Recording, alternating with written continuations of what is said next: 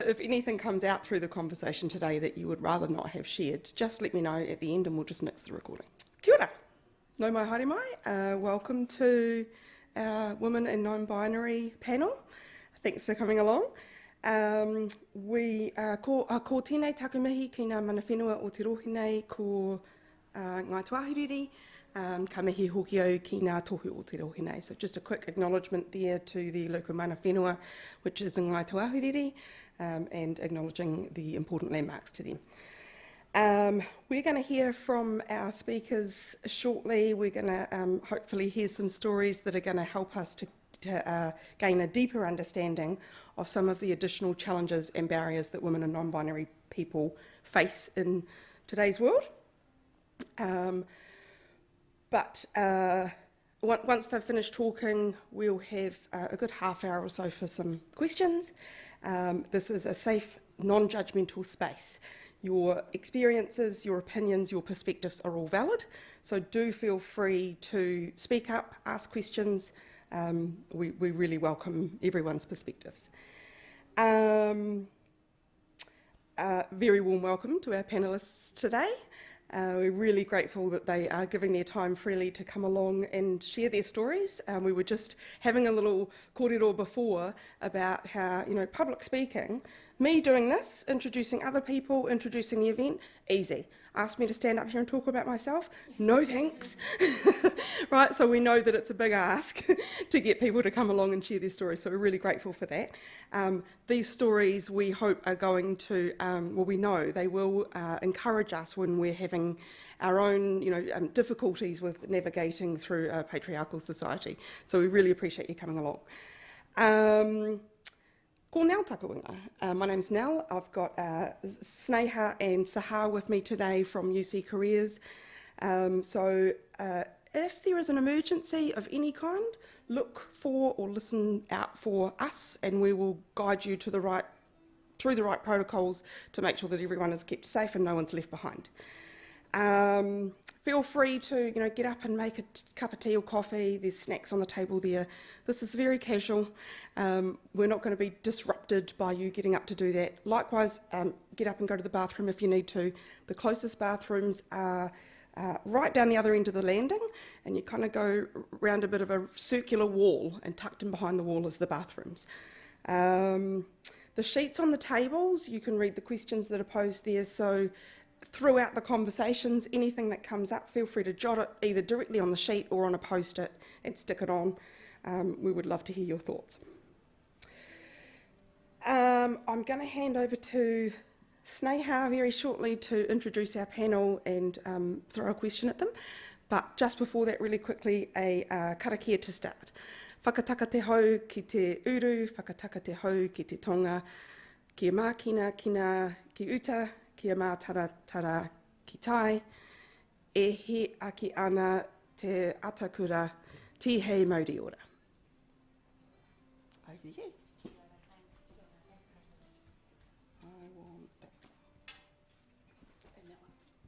Oh, thanks. No, all good.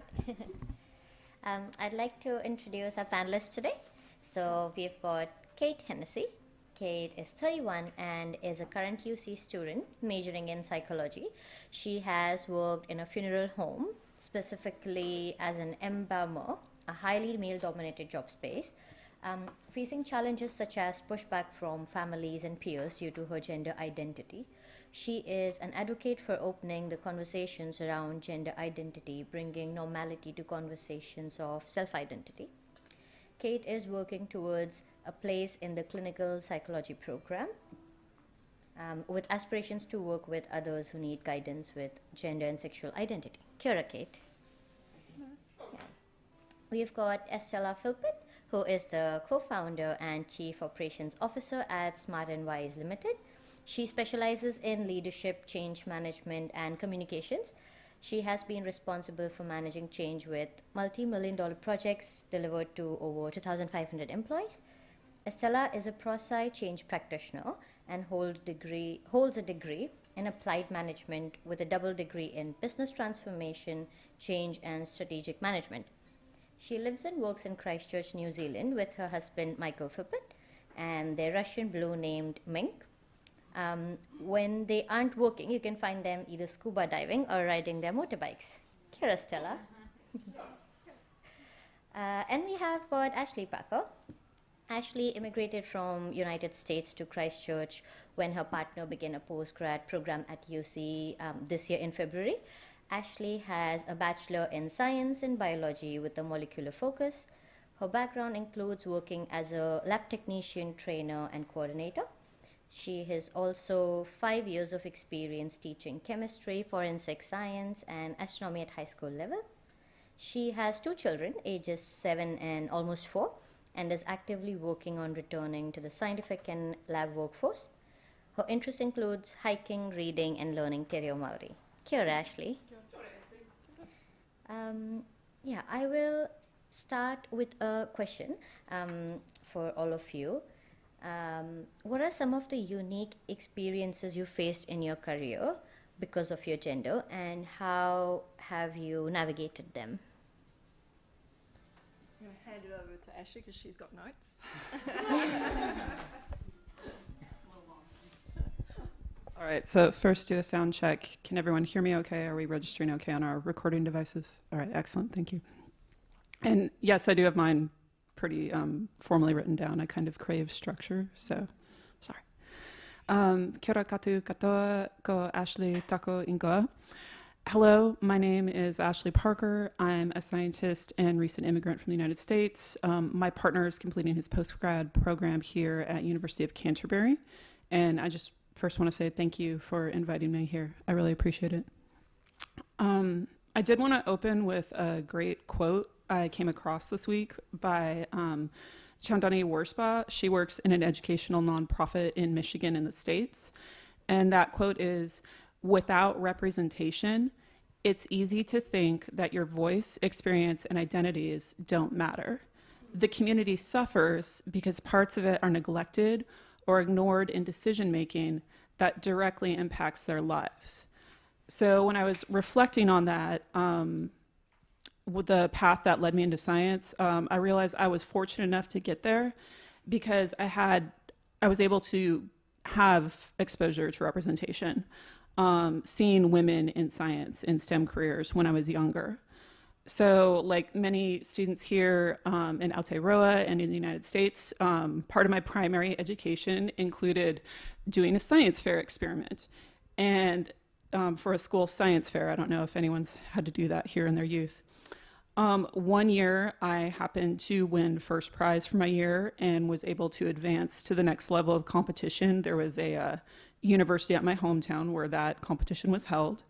And that was kind of my first opportunity to really be at a university campus for something that wasn't a sporting event, and just to see how many different branches of science that are out there to be explored.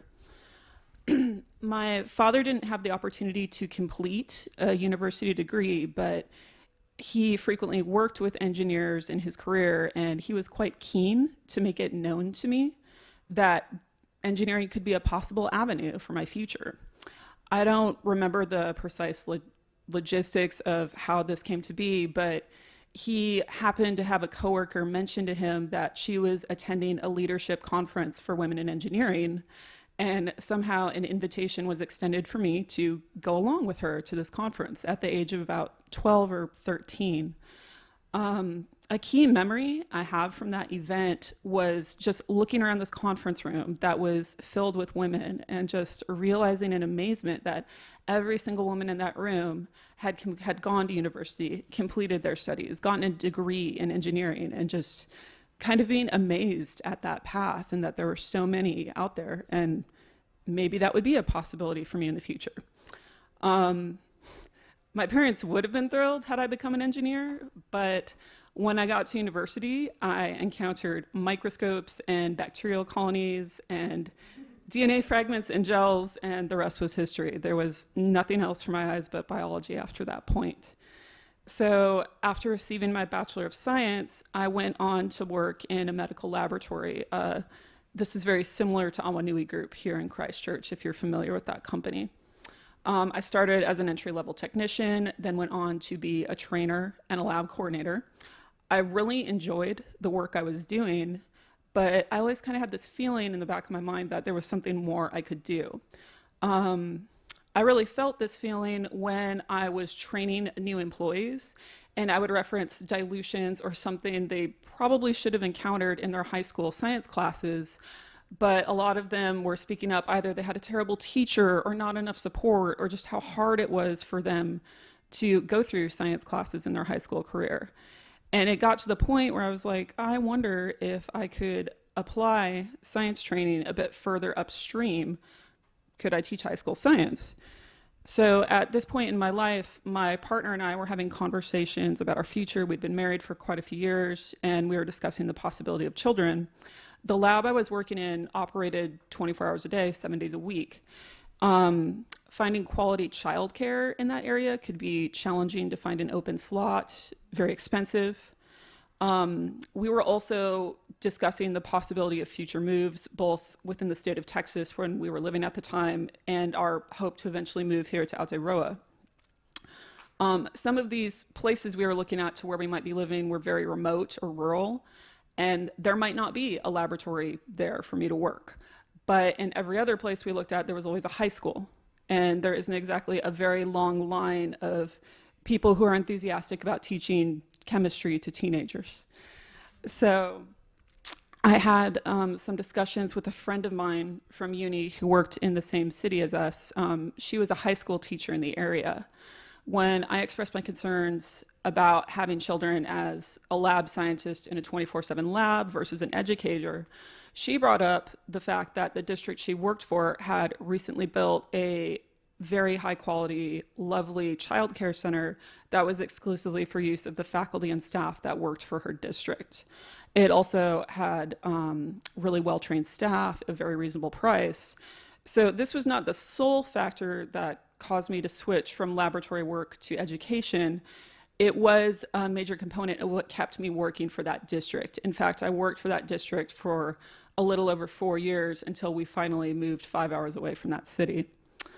A few years into my teaching career, I became pregnant at the end of the academic year, and I sought the advice of a mentor colleague as to the logistics of when and how to disclose my pregnancy and eventual maternity leave to my supervisor. She advised me not to tell anyone else until the following 2 things happened. 1, that my teaching contract for the new academic year was signed, and number 2, she knew I had been hoping for a teaching assignment in a highly competitive and sought-after subject. She thought that if I announced too early, my superiors would give that subject to another teacher, one that wouldn't be taking maternity leave, and assign a less desirable subject to me instead. It was a little stressful and a little saddening to have to hide my news for many weeks, but I still did choose to follow her advice. When I took my full legally allotted maternity leave for the United States, this is 12 weeks of leave under what is called the Family Medical Leave Act, or FMLA, which is unpaid and only guarantees that you have a job to come back to when your 12 weeks are completed. And it's usually standard for many US employers that you're required to use up your holiday and sick leave first before they let you use that FMLA. I later found out that 1 or 2 of my colleagues had some strong opinions about my taking the full 12 weeks when I had not had a cesarean section birth, and therefore I didn't really need to be out the entirety of those 12 weeks. This certainly is not the shared opinion of everyone in the United States, and it also was not an opinion I agreed with, but it was there. I encountered that. During my maternity leave, a uni friend of mine who works in the legal field checked in on me to offer her congratulations. She had become a mom a few years before I had and wanted to make sure that I knew my rights for pump breaks when I returned to work from my maternity leave. At that time, it could be challenging to obtain the right to take a break for pumping milk for those working as teachers, in addition to finding a private space with a locking door to do so. I am forever grateful that my friend explained what my rights were and the steps that I needed to take to protect those rights. Thankfully, connected to my classroom was a locked supply room that served as the chemical storage room for the science wing on the floor of that building. while perhaps not as nice as a corporate office mother's room, it had an outlet, it easily locked, and it was quite tidy and clean. The advice from other women and mums continued to roll in. At a gathering that I attended, I happened to hear a group of female engineers talking about someone's upcoming interview. And I learned that many women in engineering, and this was in the mid-2010s, chose to remove all photos of their partner and children from their phone's home and lock screen, and to remove their wedding ring prior to entering the building for the interview where it would be held. Further investigation revealed the thought process for these choices. They had concerns that those interviewing them might have the following questions and opinions. First, if a woman interviewed for an engineering position but was married to a man, did she truly need the job? Could this bias result in not receiving the offer or receiving a lower offer in salary? 2, if a woman had a wedding ring on, would she be having children soon? Would the company be having to cope with a worker being out on maternity leave? Would they be obligated to scramble to provide a private locked space for her to pump milk upon her return? 3, how would that candidate's reliability change once they had children? Drop off, pick up, school events, etc. The idea that a potential employer might have these questions in the back of their mind for a candidate had never crossed my mind until that point. But after I heard about it, it made me wonder, will I go into every future interview concerned that someone interviewing me is thinking along these lines? I took a career break for a few years to be a stay-at-home parent with my children, which was slightly longer than I originally anticipated due to the COVID-19 pandemic. Now, as a mom who is trying to return to laboratory work in a new country, I wonder how that gap in paid work will be perceived by potential employers. It is my hope that I can find space here in Aotearoa, one that welcomes working parents, persons who have a different background than you, and of course, those who are keen on the advancement of science. I'd like to close with the words of Fabiola Giannotti. She's the director of CERN, a physics particle lab. My message was that science has no passport, no gender, no race, no culture, no political party. Science is universal and unifying. Thank you for listening to my story. Kia ora. I don't know about you, but I don't want to follow that.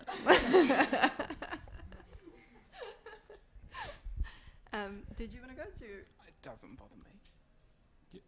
I'll go. You'll go. Cool. Love your story. Like, seriously, it was really...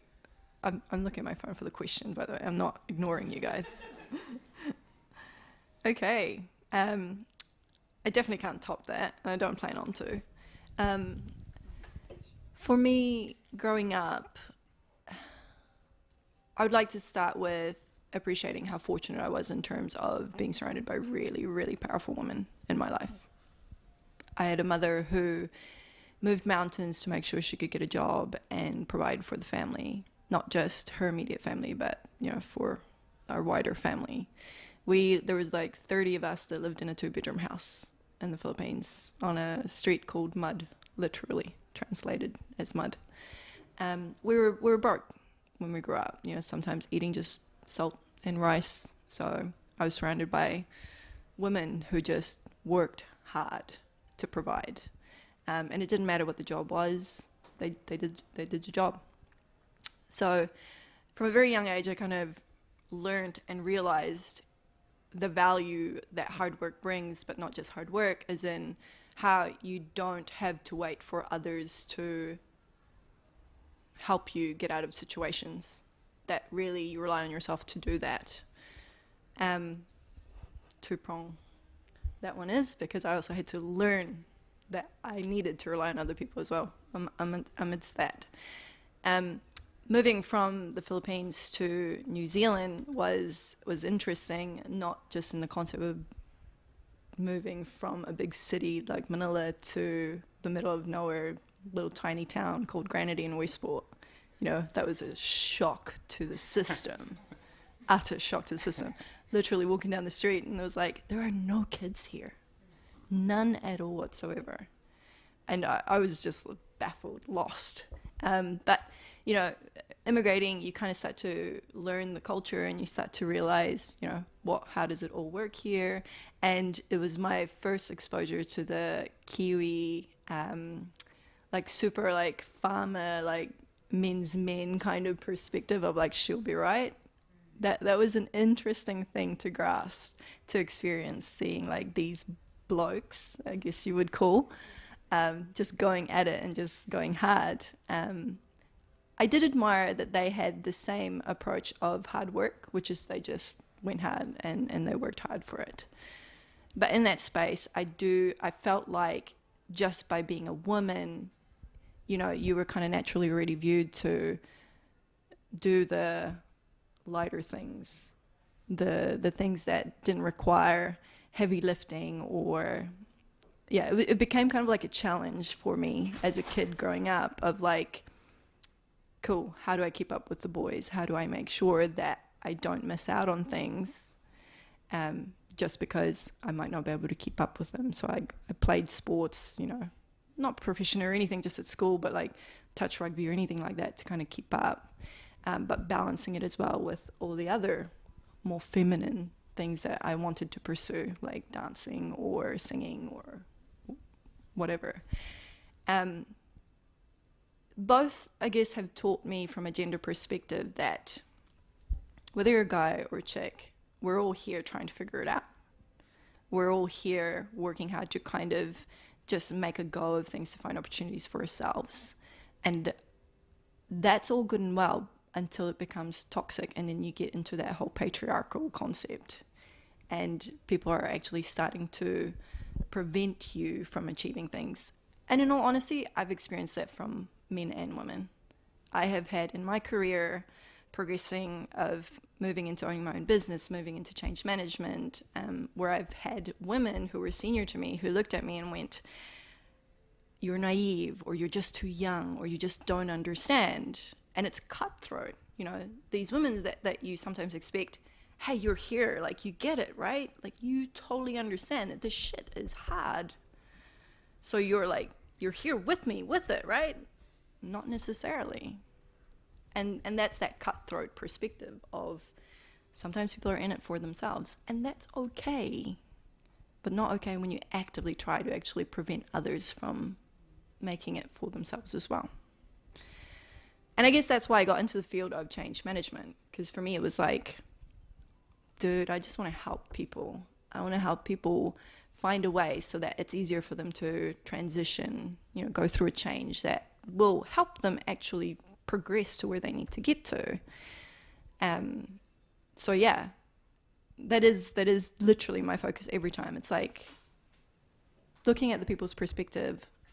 What will work for you? How do we help you move from where you are, from A to B? Because admittedly, you have to go through this change, but you have to go through it your way, because there's no one way to go through things. It's different for everybody. And how do we do that all together as a whole as well? So yeah, in terms of how gender has shaped, I think there's more than just one dynamic. In honesty, ageism, gender, all sorts of things take into effect, because you're dealing with the old way of thinking. And I will say I'm very grateful for the new generation, like pushing those boundaries, right? Like, hell yeah, keep doing that. Like, challenge everybody who's going through those motions and ask those questions, because those questions are the ones that actually pivot the conversation, that makes us start thinking about these things and makes us go, hey, you know, you raise a really good point. And so, yeah, totally. I appreciate that. It's not just gender, it's a whole variety of things. And I hope that for anybody who is experiencing any form of bias or you know, negativity, or just feeling like you're alone through this shit, you're not. We are all going through it in our own way, definitely. Never give up though. Keep pushing those boundaries, because that's all we can do. Wake up the next day, push again, keep pushing, because every single push you do moves that line a little bit. So yeah.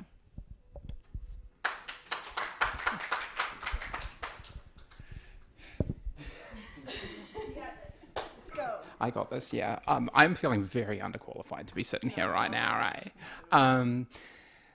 So let's see. I'm a local. I was born and bred in Canterbury, and I have lived in Canterbury for 31 years. So all of a sudden, yeah, it's like I have only known life in New Zealand, which is fun. But for me, I think my story really begins early on in life, where like I had we lived decent. We weren't struggling too much, but my mother took up a job after leaving her previous workplace, because I am the 4 of 5 children. So we needed a second income, and Mum took that up, and it was difficult. She was still running the house, she was still doing everything, and I thought, that's just intense.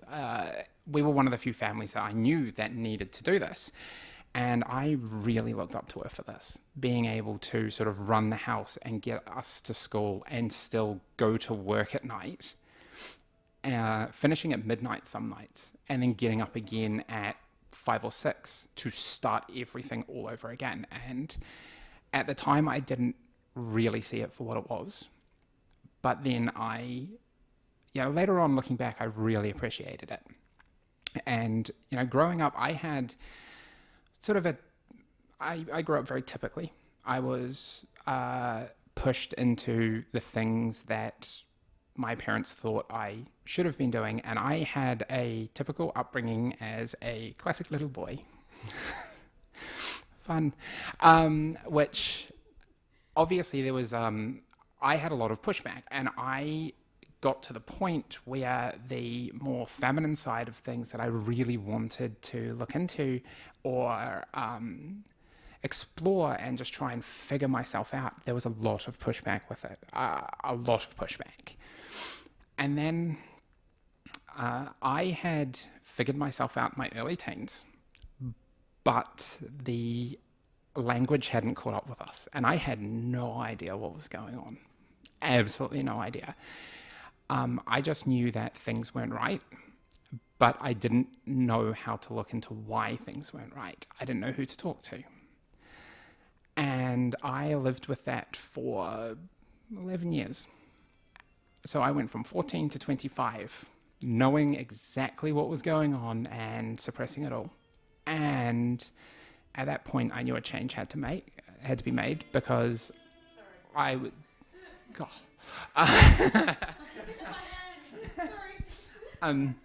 Because things were getting really bad, and I'd hit that breaking point.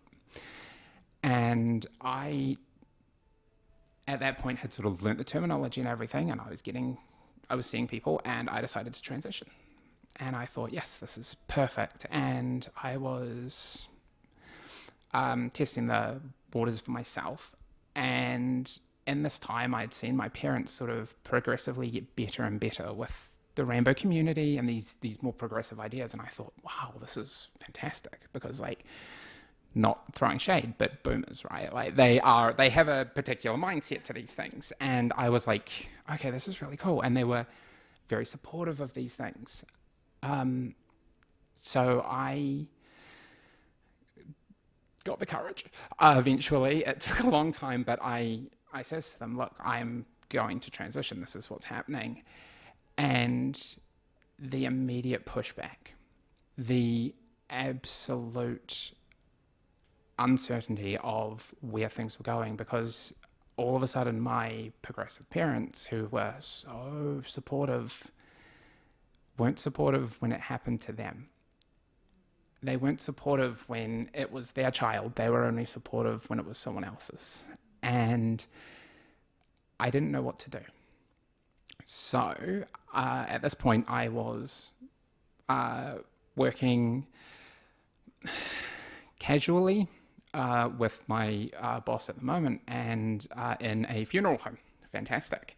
Which is, like we said in the introduction, very male dominated. And I had been working with him for about 2 years at this point, and I had no idea how to tell him what was going on, because things were changing to the point where I couldn't cover them up anymore.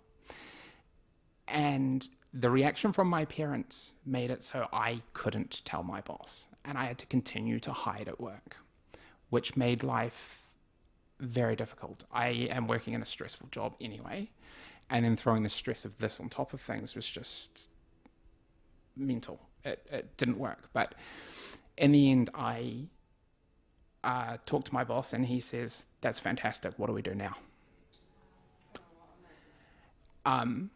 This man is fantastic. He was in his late 70s at the time, and he turned around and he said, "That is awesome. What do I do now?" And I says, "Okay, I want to change my name. I want to change my pronouns." He says, "Fantastic. Perfect. Problem solved." And my boss didn't care. My co-workers didn't care. Every now and then families would ask who was doing embalmings for them, because it's important to know who's working with your loved ones. And they'd say, "Oh, Kate's working with them." "Oh, that's weird, isn't it? Like, we expected a man to be running this job," which is the first pushback. You've got this immediate, "Oh, you've got a woman doing this job. That's really weird." And that went down okay with most people. They didn't care. And my job slowly progressed to working with patients who came in, to also working with families. This came with a couple of hurdles where my co-workers would have to screen families first to see whether or not I would be allowed to work with them.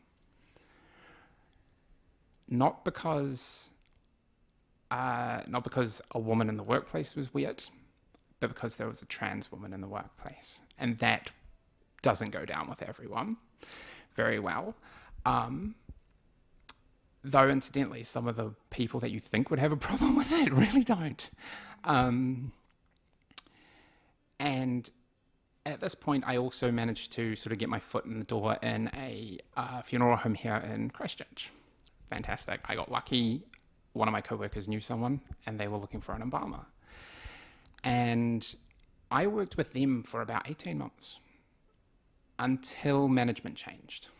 And I got about 6 months after that, and the new manager came in, and he introduced himself, and he looks at me and he says, "Oh, I thought Kate was supposed to be here today." I says, "Yes, I am here today. How are you? Who are you?" sort of thing. "Oh, I'm the new manager."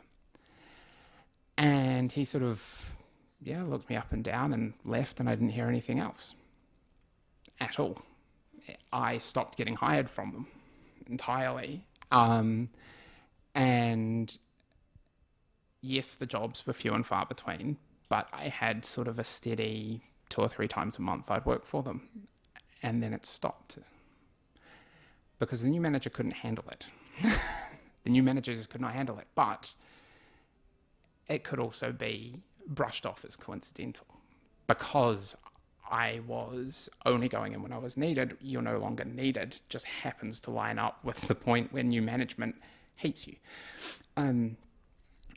And I think that is a huge issue that we have, like, not just from the sheer fact that women already have a back foot on things, as we've already heard sort of twice in amazing stories, I must add, right? Like, they are like really good, but then once you throw a sort of minority group into what is already sort of seen as a minority in a lot of places, there is just nowhere near that equal footing. And I think that is probably the biggest pushback I've had, is that people generally have gotten better with the fact that women are in the workplace, but there is a very specific idea of what those women should be.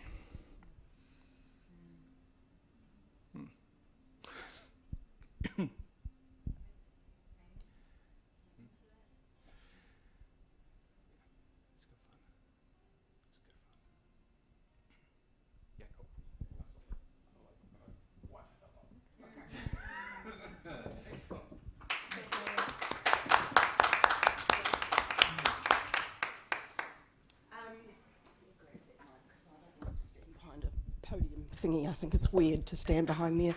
I don't know about the rest of you, but I am feeling incredibly moved by what I'm seeing here is three incredibly diverse stories, but a whole ton of courage.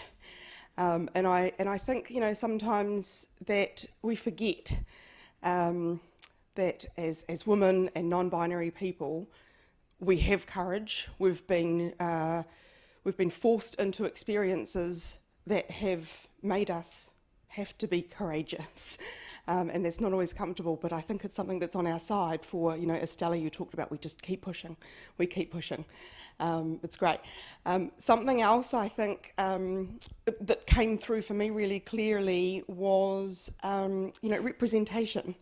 You started off with a really great quote, Ashley, which I'm going to go back and listen to in the recording, and like, that's great. You know, and for you, that representation came from your dad, introducing you to a bunch of women. And for Estella, powerful women that raised her.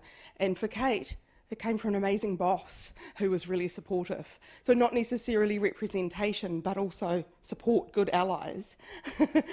So thank you all so much for sharing your stories. Really appreciate that. And the three of you who have come along today, I hope that you're seeing the value of coming along and how lucky you are to kind of get these stories in such a small, intimate setting. I'm going to throw it open for some Q&A. If you've got any questions, I've got questions if you guys haven't. So, I'll give you a minute to think about it. Just give me a nod if you want the mic. We need to talk into the mic for the recording.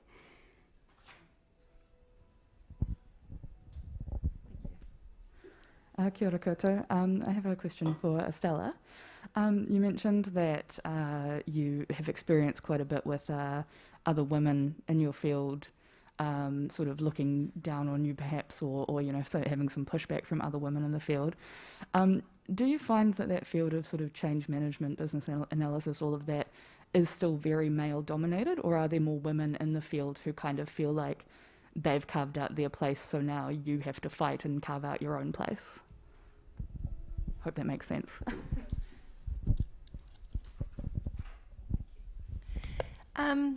Yeah, so typically what I'm noticing is in the business analyst side of things, there's more males. In the change management side of things, there's more females. I kind of started in that path of change management before it was a thing. Like, I feel like only very recently really has it really taken off. And I went through to actually running a practice at council where I was leading change leads and change analysts. And there was definitely a period there where it was kind of looking at people who didn't necessarily have change background and more so had business analysis background or background in project management or other areas that kind of had transferable skills within it. There was an air of kind of like these people who, I guess, maybe didn't so much appreciate the actual field itself, and so leverage off of their knowledge and their experience of just in their specialty and thinking that's all I need, right, to be a change specialist, surely. Like, it's just walking people from A to B and going, this is how we're going to implement this new technology or this new change. So you train yourself, you start using the system, and you start doing it. That's as simple as that. But nobody really looked into the perspective of the psychology behind how it affects a person to go through that change, what it means for them, especially depending on where the economy actually is sitting, how they're interpreting that information for them, for their work-life balance, for their careers. And that was, I guess, the piece that I found for some women who kind of were in the field or transitioned from a different field into that field. They were more kind of latched onto their experience and going, yeah, that's change management, I get it. But from a project perspective, like, people just need to kind of suck it up and go through it. And it's like, but you making that statement tells me that you don't actually appreciate exactly what change is, like what's involved within this. And that was always an interesting conversation because I'm not overly old, I would say. And some of these women, you know, were in their, they were like only halfway through life, in all honesty. Like 50 is the new middle age, I would say. We're growing up to 100 nowadays. And they didn't like the fact that they had somebody my age kind of correcting them and going, there's more to this than what you've experienced. And that it's not just so much about your perspective, it's also about everybody else who's going through this process that you got to look into. There was another situation where I had I'll give you a story. My change, at the time, my manager, she was, I think, there for 3 months or something, and she really struggled. She really struggled with the complexity of the organization, with the complexity of the projects that were involved, and how there was just a lack of resources at the time. So she moved on. Admittedly, so to her, it was an environment that she could be around, you know, for her work-life balance and all that. And it was at the time that I had an amazing GM, and she literally looked at me, tapped me on the shoulder. I was only a change lead at the time, and said, I think you can do this in your sleep. I don't know what you're doing, why you're in this role. I want you to apply for your manager's role, because you've been doing a lot of what she's already been doing. And I, for me, it was like, I don't know if I want to do that. One, I'm still kind of like going through this process myself. And admittedly, my comfortability is coming from the fact that I've been in this organization for a while. But two, you have had 2 change managers in that role who've left. I think there's something underneath that we're not acknowledging here. I literally said that to her. And so she was like, definitely, totally, have a think about it. And if, you know, I want to see your name on that list. She wasn't the hiring manager, but she wanted me to apply, knowing that I could contribute something to the organization, to her unit. So I pondered it heavily with my husband, and like literally we spoke about it at length at home, because there were so many things involved surrounding it. And I applied, and fortunately I landed the position, which was cool. In that moment as well, I became a manager to my peers, those who were all change leads with me, and they were older than I was. And admittedly, they had their own experience in the field with the project management background, not the actual change background. One of them was okay. She was fine with it. You know, she kind of realized, okay, she's actually, she knows her shit. Like, she's not here for shits and giggles. She'll actually like do the job well. My other, I guess you could say, staff member, he struggled a little bit. He really struggled to the point of, he kind of kept his distance for a while, and struggled when I would check in with them and just kind of guide them in terms of how we were divvying resources across. Like, sometimes we'd have 40 projects at any given go, and we'd have 5 staff across all 40. It was insane. It was insane. And it's at one point, I kind of just stopped and went, okay, how do I manage this change for him as his manager, right? And it was literally just going, he has his own perceptions, and he has his worldview and his beliefs of how it was for him going through his career and what the workplace is like for him, right? There's a map there that he knows how to follow. And so for me, it was like no-brainer. What I'm going to do is I'm just going to actually have this guy spend time with me. And maybe through this process of us working together, because that was always my style anyway, was, yes, I might be your leader or I might be your manager, but in the room when we're working together, you are like, we have equal standing on what needs to happen. And I'll step in if you don't know what to do next, but I'm here to support you. I'll guide you through this. Yeah. And so through that process, eventually he actually got it. He started to actually see how I'm there to support him, how I'm there to actually guide him. And I think he started to actually appreciate that this was my specialty field. And, you know, he actually started coming to me, asking me for guidance on some of the projects, how to approach things, and wanted to actually get more into change as a specialty field, not just kind of like his sales background and his project background and mashing them together, but actually starting to going, there's actually more to this than just going, hey, you pick this software up, train, let's go. So very long way of answering your question. And does anybody else have a question?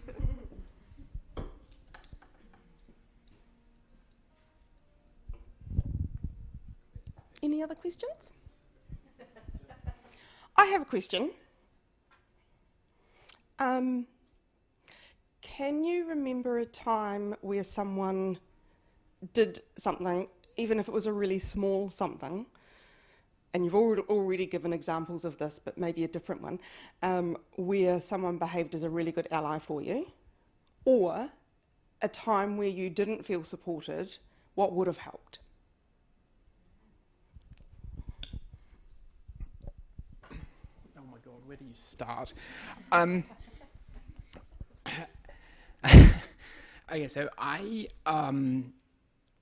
bit of backstory. I, yes, am a psychology major, and I did 2 years worth of chemistry. Why? Because I hate myself, and I could not figure it out, right? I desperately tried, and I got 18 months in and went, what am I doing with my life? And at the same time, I got hit with a really, really heavy bout of depression. And one of my lecturers actually pulled me aside after a lecture. And he says, right, are you okay? And I went, not really, things aren't, but whatever. And he goes, that's fantastic to hear that you can open up about it, but what are we going to do now? And I went, I'm dealing with it. It's fine. And he sort of looked at me and he goes, okay, give me a couple of minutes. And he went through and he says, your grades are doing okay at the moment. Why don't you just sit this one out? And I did. And during the lecture, he had actually sent me an email saying, I would really like to pass your details on to Ari Nicholson. Can I do that? And I got hold of him and I says, yeah, I don't know who this person is, because at the time, Ari didn't have their information up very easily. And I went and I saw Ari, and Ari basically sat me down and says, look, this is who I am. And we did a meet and greet. And from there on in, Ari has kept a very close eye on things when they know things are going downhill. Ari has picked up on my patterns of depression and is always there. When that time of year hits, I am almost guaranteed to get an email from Ari that says, how are you doing? We haven't caught up in a while. You need to come see me, just to have a conversation. And I think that for me is probably the biggest point of allyship, is that not only does Ari kind of also get where things are coming from, but the fact that a lecturer just pulled me aside and said, you are not doing well.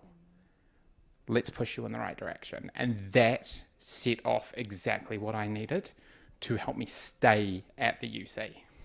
So, yeah. What an amazing lecturer. So good. Yeah. Do you remember who that lecturer was? I remember that he was my bio lecturer at the time. And I can totally look it up because I'm really bad with names. I shouldn't be, but I am terrible with names. No, I need to look something that's going to annoy me.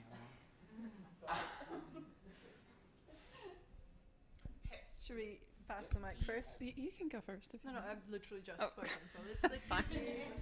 I love that. No. I'll take it off you after, but let's All right, that's fair.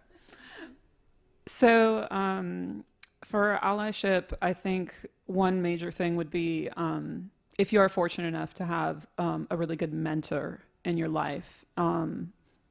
The very first mentor I had when starting my laboratory career, I was fortunate enough to have this just wonderful woman. And I was kind of thinking of her actually while you were talking about your colleague. who is convincing to push you toward that leadership role, even though that wasn't necessarily the number one thing on your agenda. It's kind of funny when a mentor will recognize this person should give it a go along this path. There was, when the laboratory coordinator position opened up at the lab I worked at, I'm not certain I would have done that of my own volition at the time, but my mentor at the time pretty much reached back and dragged me with her. And I'm glad she did. It's really something to have a mentor see potential in you and push you even if you're not quite ready yet. Also, when, like Kate was saying, when someone just extends you that kindness, when I was early in my teaching internship, I was leading one class period and I had missed something in preparation for a lab we were doing with the students. And I kind of had to scramble and pivot on the spot to make sure the lesson went smoothly, but we kind of missed a key component. And then we had a brief break and my mentor teacher sat me down very kindly and said, okay, you know that this wasn't your best moment, your best day.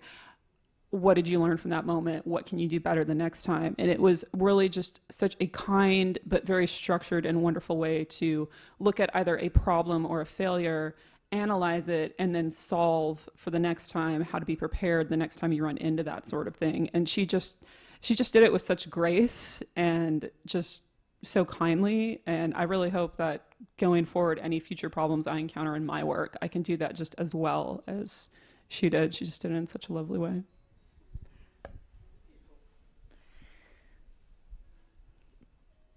Probably taboo answer, but I'm going to actually say my husband is my biggest ally. And I say that because all the things that I've actually achieved, all the experience that I've garnered has been because he has pushed me, because he sees something that I'm just, I don't know, I guess we talk about it and I guess I don't want to admit it, but I am one of those women who, if you ask me to apply for a job, if there's one thing on that job description that I don't have as an experience, I'll go, I'm not qualified for this role. Mm-hmm. Hence why my GM had to tap me on the shoulder, because I would not have at all gone anywhere near that. And my husband has done that. He did that when I was 21 and he said, let's start a business. And he pushed me into those meeting rooms with executives.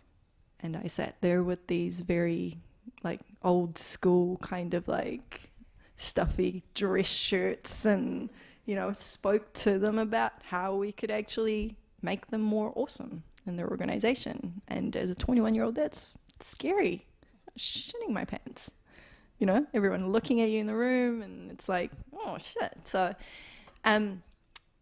because of him, I've been able to actually take those moments in stride. Like afterwards, I'd probably be like hyperventilating, recovering from it and being like, did I sound stupid? I swear I said the dumbest thing in there, you know? But he was there to reassure me and be like, no, you did well, actually. Total opposite to my perception of how I thought I performed. And so having someone to just remind you or give you that outside perspective that you can't see about yourself, super helpful, right? And hence the mentors, hence the coaches, hence the people who are able to actually tell you what you look like through their eyes. So powerful. And to have those people as allies around you, mind-blowingly inspirational as well. Yeah. Second to that point, lots of people I've found annoying as well. Totally saying things that's like, did you really just say that? Like, can you just say that again out loud? But yeah, I think Kate has found the teacher, so probably ideal to pass the mic over to finish her loop. Cool. Yes, I have actually. Yeah, like I said, I'm terrible with names, and I really shouldn't be, but it shouldn't surprise anyone because, like, after I changed my name, it took me like 6 months to get used to it. So, but yes, not that I'm calling anyone out, but Peter Palser, yes, from the School of Biological Sciences, was my lecturer at the time. Pulled me aside and said, "Look, we need to get the ball rolling in the right direction." And he just happened to know the right direction to move in, much to Ari's detriment, I might add, because I have spent, I swear, at like some weeks I spend more time in Ari's office than in lectures, but it's what I need at the time. And I think it's a really good thing to be able to know that you have those foundations, to be able to pull on people, especially like in the workplace, because the dynamics in the workplace are completely different. And yeah, knowing that there is a foundation, someone who understands where you're coming from, is incredibly powerful. Thank you for taking the time to look that up. Thank you. Yeah, we'll give Peter a shout out, because I just think, you know, people who are in those positions where they're potentially influencing hundreds of people, when you hear stories like that of them doing a good job of that and being a good ally, oh man, we need to let them know that it's appreciated. Yeah, absolutely. Are there any other questions? Yeah. Hi there. If you have 3 words, what advice can you give to other people, especially to younger generations, that who are experiencing the same thing or can relate to your stories? Good question.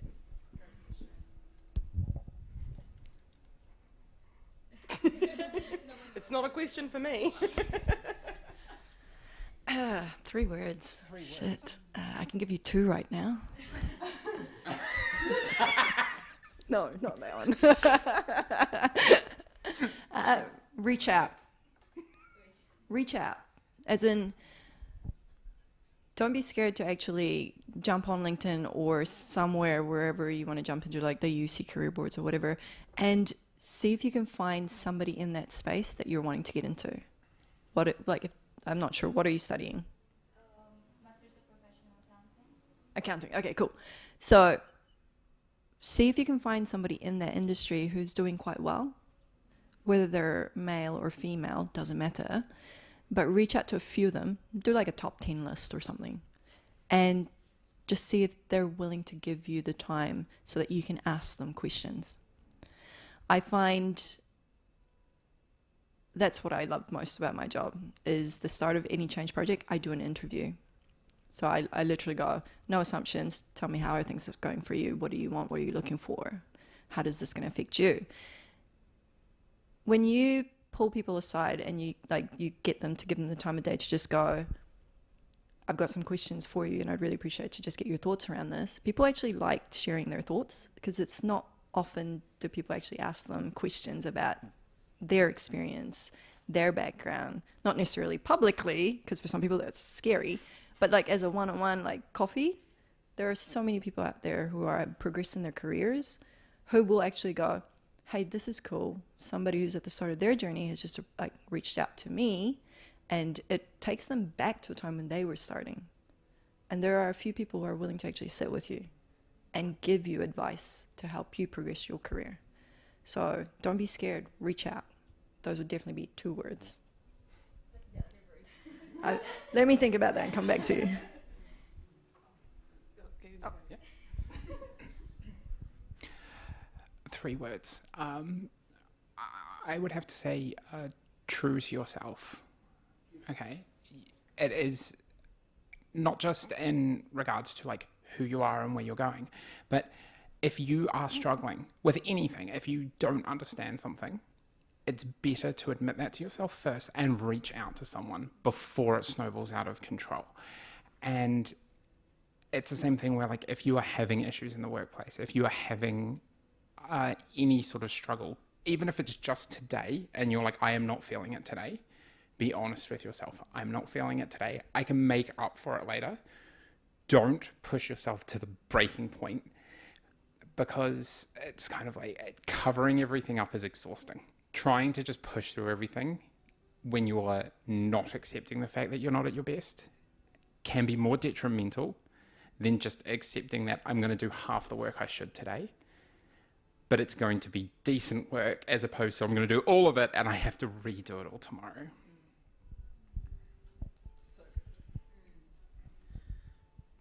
That's a really good question. It's hard to pick just 3 words, especially following those two.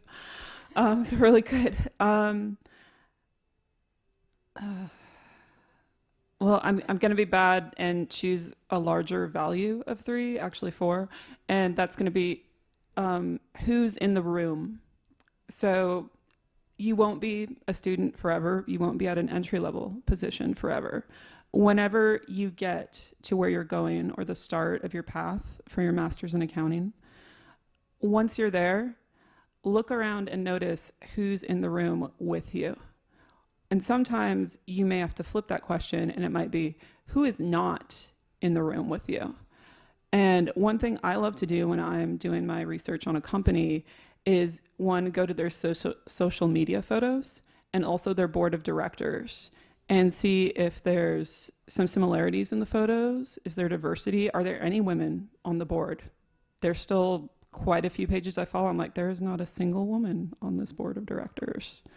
So when you're in whatever field or your workplace, see when there's openings, see if there's someone you could suggest or encourage to imply, like your colleague, who would bring some diversity or a unique perspective, new thought patterns, new ideas to that space. Sorry, I picked 4 words instead of 3, but. Good words. Did you have another one you thought of, Estelle? I stole her extra word. Oh, between you. Yeah, there you go. There was 6 between you. Yeah. Love. Love for what you do, love for yourself, love for the people around you. Just love. I think there's not enough of that. I know it's such a cliche, God, but it's so true. It's so true. If there's one thing that we're really lacking on this planet, it's that. Just love. Do the Bob Marley thing. That brought out some gold. That was a good question. Gold. All responses that, in the careers team, we are always giving out these messages. Absolutely reach out. Don't leave it till the last minute. Love what you're doing, love yourself enough, right, to be able to do this stuff. Great stuff. Any other questions from you 3? No? Okay. I think I might just kind of wrap it up here. Because I feel like it's a really good place to stop. That was just, I'm sitting there just like, I can't smile big enough. That's such good messages. Such good messages. So we are nice and early. So, we're just going to kind of hover around and try and drink a bunch of coffee and eat a bunch of snacks. But, and you 3 are welcome to hang around, or if you need to go, just go. Similarly, same for you guys. Hang around or go if you need to go. But maybe there are some individual conversations that might be a bit more comfortable, and you're welcome to stay for that. So, closing... Before I close with karakia, just thanks again for coming, and again for the panel, thank you so much. That was just inspiring. I think it's, in all of your sort of beginning talks, you all kind of mentioned the power of, representation, knowing that we're not alone in this. And that's why we like to put this event on, just if nothing else, to remind people that they are not alone. That, I forget which one of you mentioned, I think it was you, Estella, we don't often have the opportunity to share our story, but when we do, it's powerful. It is powerful for helping people know that they're not alone, and it is powerful for sometimes just making a connection, pointing someone in the right direction, like Peter, the lecturer, did. So thank you 3 very much for coming. Thank you for so bravely sharing your stories. And thank you guys for coming. Let's have a wee round of applause for our speakers. Also just want to really quickly thank Sahar, Sneha, one of my other colleagues, Bhavisha, who's unwell today, unfortunately, and couldn't be here. So we're really disappointed for her that she missed it. But this has been a team thing to organise this. I'm standing up here doing most of the yakking, but but the team have really helped with this. So thanks very much, guys. You're welcome. It's my pleasure. So closing karakia, unuhia, unuhia, unuhia, ki te uru tapu nui. Ki wātia, ki māma, te ngākau, te tinana, te wairua, i te aratangata. Koia rā e rongo, whakairia ake ki runga, ki tina, tina, hui e, tā eki e. Thanks everyone.